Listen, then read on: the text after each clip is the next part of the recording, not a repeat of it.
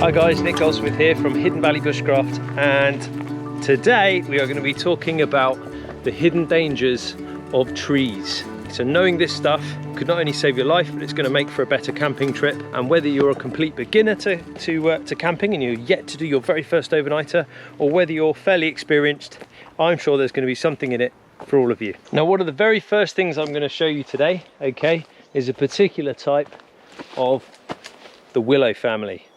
So this is Salix Fragilis, okay? It's known as the crack willow. Just take a look at this example here, which you can see is lying on its side. It's got to a certain size and weight, and it has literally gone over. Now the clue, as I said, is in the Latin, Fragilis, okay, Salix Fragilis. And what's happened is it's got so big and so heavy, and then it just breaks out. These are always going to be found down here by the stream with their feet in water, and you can see how easily this stuff regrows. If we take a closer inspection, okay, on where I had to cut this out once it fell over, and we have a really close look, what you'll find is that, in fact, whilst it looked quite healthy on the outside, the inside, my hand is disappearing inside this void, the inside, okay, of the tree was in fact completely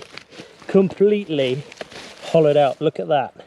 Okay, so this is the bark on the outside, and you can see that this thing had completely hollowed itself out, and you can see signs of that running through the entire tree. So what it is, it's a fungal attack that's added, there we go, and you can see it running through the pith on every single branch pretty much, and it's run the entire way through this poor tree. So typically its growth habit as it is something that will get to a certain size of weight, fall over, just suddenly give way, you know, and they might get up to a 60 or 70 foot canopy, and there are serious tons of timber up there. So you might be mistaken for wanting to go camp down by the stream or set up right next to a water source. Check out our video on wild camping where we suggest why not to do that. And of course then the sudden danger is potentially a little bit of wind picks up and you get crushed by one of these crack willows. So it's a definite thing to learn to look for. Have a look at some of its leaf shape here, okay. The big telltale generally with willows is the fact that they have diamond lenticels. So here's a cracking example.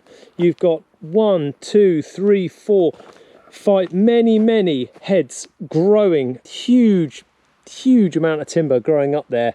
And if you just look over to the left, get out this sunshine, you will be able to see the top of one of these, of which a year or two ago, see this one here, completely snapped out. And I came along one day and I was walking along under the path here, and this enormous branch was just laying across the whole lot. I had no idea it was going to give. It just literally suddenly went. So I turned one half of it into a bench and the rest became a habitat pile. But that's what this thing does, okay? So it gets to a certain size and weight and it will just go like that, and you don't know it's going to happen. My guess would be this one here, this great big leaner with a lot of weight coming out of there, at some point that is just going to go again and probably land right smack on the path. Have your eyes and ears open, people. Before you go pitch that tent, think to yourself, what is going on above me right now? What's the weather doing? Where are the wind stresses? What are the chances that I'm going to get potentially crushed by an unforeseen danger above me? Many common dangers of trees are actually pretty well known to us, and you've only got to do a quick search on the internet and all kinds of things starts to come up. And fundamentally, some stuff is really quite obvious and you can't miss it, and other stuff maybe not so easy to spot, and that requires a little bit more of a kind of a keener eye and taking the time to really study the environment you're in before you go ahead and stick that tent or tarp up. This is a good example. Here this ash has cleaved itself in two, and we are talking tons of timber here and a massive canopy. And of course this left hand side is just leaning against this rather meagre looking little one underneath, which is actually being choked with ivy. So at any given moment, and the wind blows and the wind is going to come in from this direction, this whole lot here could just give. And it might not be, okay, it might not be the fact that you've decided to sleep directly under here, but it could also be what's known as the domino effect, which can come and catch you out later. And the domino effect is whereby one tree it's knocked over by another tree and so on. Taking a good look around, in the military we used to call it doing your 5s and 20s, okay, looking around the 5 meter instant kind of area, and then maybe the 20 meter radius beyond that is always worth definitely doing. And it's not just looking at the ground, of course it is also looking up. So yeah, this one has interested me since I've started coming to this woodland. I wonder how long it's going to be till I come and find this on the ground and the devastation that it's going to cause when it eventually gives way. I wouldn't want to touch it with a chainsaw. In fact, I'm not sure how you'd tackle that. If you know how you tackle that, put a comment in the box below. I'd love to hear it. More of these telltale signs are, you see the direction in which these trees have fallen. This one here has given way, and they're all laying in that direction, okay, and this is where the prevailing wind comes through here. But not all trees are quite so obvious. Things like the crack willow and things like this, the beech. So the beech is well famed for its ability to just shed limbs without much notice at all. And in fact, you can see here, this one here, it's just held on by the tiniest wisp. Okay, that is in fact, that's not a tree. That is a branch that has swung down and stuck into the ground, and it's just held by the tiniest bit, leant up against this branch here. And if you look further up, there's yet more evidence of some of this shedding, where some of these torn edges. Sudden tree drop is not yet fully understood in beech trees, and we're not entirely sure why they do it. I'm just being extremely cautious while I'm underneath this thing because I don't want to become victim to one. In fact, I was in here filming not long ago at all. I was in here filming, we were doing the plank cooking video, and between shots, both Jim and I, who were filming that, had to just stop in terror at the sound of what sounded like a massive tree coming down. And it was in fact a humongous branch shearing off of one of these beech trees, and we're going to go take a look at it now. Another thing that makes the beech quite deadly is the fact that, as a generalization, it has quite acidic leaves. It ensures its own survival as such by having these acidic leaves which prevent much from growing underneath them. This of course makes it quite an inviting place, and you might think that's a great place to camp as you look through a forest and all you can see is smooth grey trunks and next to no shrub or herb or understory underneath them, and you'd be mistaken for doing that. Here's an example. Just look at the size of this branch, and it has just, I mean, that's good wood, it's just given, and all of this humongous branch system has come off and it's sheared right from the very top of this beech here. Jim and I were only 100 meters or so through there at the main camp filming the plank video when this came off, and it was quite a terrifying sound as it hit everything else on its way. It's definitely one to mind for. So beech, that's Fagus Sylvatica, is definitely one of the deadly trees to be thinking about and looking up and learning to recognize and learning to avoid. Beech trees are a big no-no in my book. Don't be camping underneath beech trees. This is an ash, okay, it's probably suffering with dieback. It's got an awful lot of really heavy ivy growing on there as well. Now this is where it kind of gets tricky, because with the whole dieback thing, you're not kind of too sure at which point these things can just snap out. So ash I would also include in my list of dangerous trees here in the UK now because of dieback and its effects. So you can see what's happened here. This one has literally given and snapped like a matchstick, kind of about 15-20 foot up. That's just gone bang, gone over in the direction of the prevailing wind again. And the only thing that's saving that from hitting the floor is this tiny little tree here and a load of springy stuff, which of course is all under tension as well now. Now you wouldn't want to touch this with a chainsaw because there is going to be humongous pressure on this thing, and putting a saw into the back of that could cause the whole thing to just explode and barber's chair and flick back up and come back up at you. So again, this, you know, a lot of the crop in here, although it's good tall crop and it's kind of 80 to 100 foot, much of it needs to be really respected.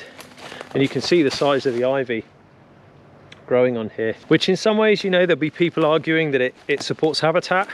There'll other people saying, well, it strangles the tree. I think both parties are right, and it's okay to be right on both sides. But a little bit of ivy isn't going to kill it. A lot of ivy will. There's just massive fallen timber all over the place. But when they go suddenly and they go like that, and that has happened really recently, like since I was last here. The ash tree, so Fraxinus Excelsior, is one of the very finest firewoods we can get here in the UK, with its average water content already only at about 30%, even when it's green and when it's wet. It doesn't take too much to season out. And the old English rhyme goes, ash burned wet, ash burned dry, a fire for a king to warm his toes by. Now another quite obvious sign that sometimes is a bit of a giveaway is if you see a tree and it's got like a bit of fungus sticking out the bottom of it. It might look like a flying saucer or like the edge of the Starship Enterprise. And it could be one of two things, okay? It could be evidence of what we call white rot or evidence of what we call a brown rot. Now, without getting into really complicated scientific names for all these different fungus and their roles within the woodland, let's just strip this down and just understand this. If you see a tree that is missing half the bark on it like that, and it's got quite a bit of canopy to it, like this oak here, which is actually still in leaf somehow, and yet this side of it is completely gone and is breaking up in your hands, and it's coming apart like Tetris blocks. It's really blocky. So this is evidence of a brown rot, and what it's doing is it's stealing all the cellulose. Now cellulose is what gives the tree strength. Okay, and if you take away that cellulose, guess what? It's going to crumble. Quite literally, the tree crumbles and just snaps. So this oak isn't long for this world. This was a silver birch, okay, with its really useful outer bark that we can use for starting fires. Okay, it contains those betulum oils, and it's really quite volatile, so that's really useful. So you could come by and you could glean off loads of these bits of bark off an old dead silver birch like this, and that would be useful to put in your tinder pouch. But what we're interested in is the evidence of the white rot. Now what would have happened here, and I guess it must have fallen off, is, no, yeah, the whole middle's gone on this, is there would have been some fungus in here. Now what this does is it steals, a white rot steals lignin, and it goes really soft and pappy. So not so much of the Tetris block thing, but it turns into almost paper. It's stealing lignin, and lignin helps with water distribution throughout the tree and helps with that whole movement in wind. If you take away lignin, just like as if a brown rot, if you take away cellulose, so white or brown rot are both really bad news for a tree. So if you see evidence of a fungus growing at the base of a tree, treat that as the tip of the iceberg and assume that it's only much, much worse inside that tree. And just, if you can, avoid camping anywhere near it. Another massive danger, and something which can't always be spotted, but if you're paying a close attention, you can just about make out. It might be that the tree has become unstable because of something called, or something called the root plate. Okay, so the root plate, if you imagine my arm is the tree, okay, then you have this kind of hand's worth of footprint with its roots going out, and it might be that the root plate has started to lift. Here is a classic example of two silver birches, one of which the root plate has given way. Okay, it's failed, and the whole tree has gone over, creating this lovely arch in the woodland. And this one here, well, I'm not sure what's happened. The root plate is gone, it's torn. The entire tree has somehow begun to hollow itself out due to a white rot. Yeah, so this is really soft and pappy. And this is what I mean by a white rot. It just becomes like, just turns into paper basically, it just breaks right down. And yet, if you look at the size and the enormity of this trunk, going all the way up to the top, where it then breaks, and right underneath the path there is this branch just dangling between that branch there and where it's broken. Absolutely lethal. There are people that tend to try and camp really oddly on the leeward side, on the other side of those root plates that have lifted. And I remember as a kid in the forest of Sussex walking around the woods and playing in all of those kind of depressions in the ground where nearly 1 million trees have been uprooted, some of them hundreds of years old oaks that have just been pushed over flat by the power of the storm. Little did I know back then that that was a potentially very dangerous thing. Okay, so here down by the badger set, it's quite clear to see what's killed this silver birch, and it is these great big fungus, these birch polypores. Now I'm going to break one off.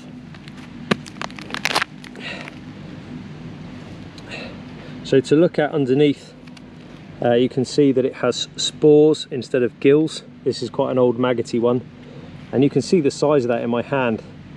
Okay, and what generally tends to happen is you see these fungus growing on the silver birch while it's still alive, and then they get smaller. They start larger at the bottom, so that was the base of the tree, and they tend to get smaller as they go up the tree. as they're running out of energy as they work on stealing all of the lignin from within that tree. And ultimately it means the untimely death of the tree. But it's something to watch for. So whilst it looks pretty, okay, you know, up against the tree there, you definitely don't want to be camping underneath that tree, because again, you're not sure where the weak point is, and it will quite literally just explode in any sort of wind or movement, and that could potentially fall on you.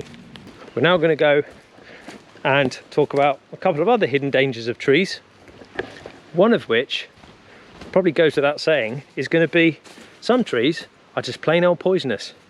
Here's one in the UK that's well known around Europe, the forests of Europe, okay, and it is of course the yew Taxus baccata.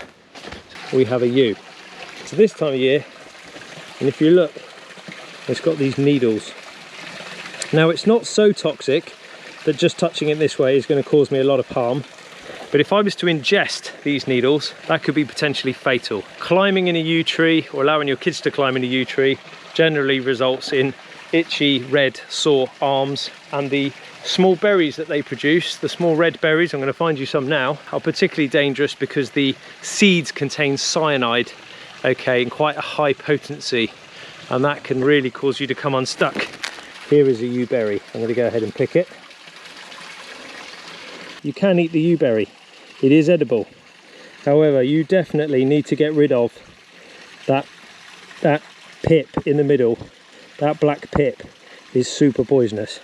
Now, why you'd want to go and eat a yew berry, maybe just for the sake of saying, hey, I can eat a yew berry and defy danger, yeah, fine, fair enough if you really want to, but unless you're starving, don't bother. I hope you get that message, guys. Unless you're starving, don't bother. So of course the English yew tree is famed in pagan folklore, and the druids would often pray and perform ceremonies, okay, around the area of these kind of ancient yews. And we know from some of the studies that some of the yews found in Europe are up to potentially between 3,000 to 9,000 years old, okay?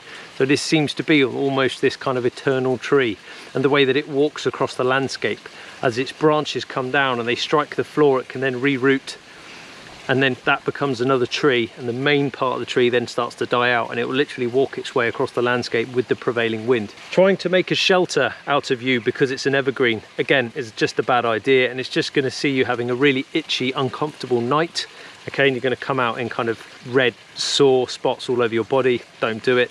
The wood itself is famed by wood turners, craftsmen alike. Many knife handles have been made from yew, and in fact I'm pretty sure the small knife I'm carrying today, okay, this is made from yew, and you can see that correlation between the creamy sapwood and the darker heartwood reflected in this little carving knife, and it's beautiful. And as I said, it's not something we tend to see in great numbers here in the UK. There are only a handful of yew forests sort of left.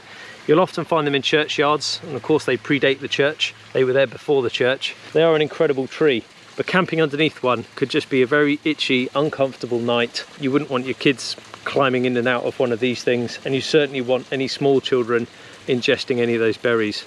Now there's another tree that we're going to have to go and find, but I can't seem to find a living natural example in any of this forest, certainly, so I'm going to have to head over to somewhere a little bit more specialised to go and take a closer look. So I've come here to a highly specialised nursery, okay, and these guys here in the Chew Valley, this is Chew Valley Trees. They specialise in all kinds of variants, both native and some non-native, and today I'm having a little trip over here to go and check out our last and final tree, because I couldn't find a working example of one anywhere else here in the valley. Some of you in our comments box were saying should have been on the poisonous plant video, but for me it's a tree, so hence it's in a tree vid.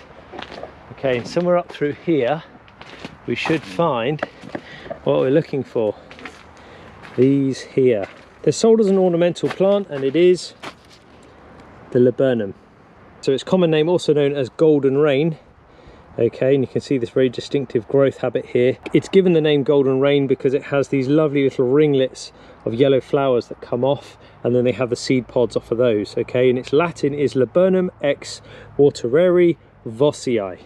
I know that because I've got it on a piece of paper right in front of me here, as it's absolutely ninja to try and remember that.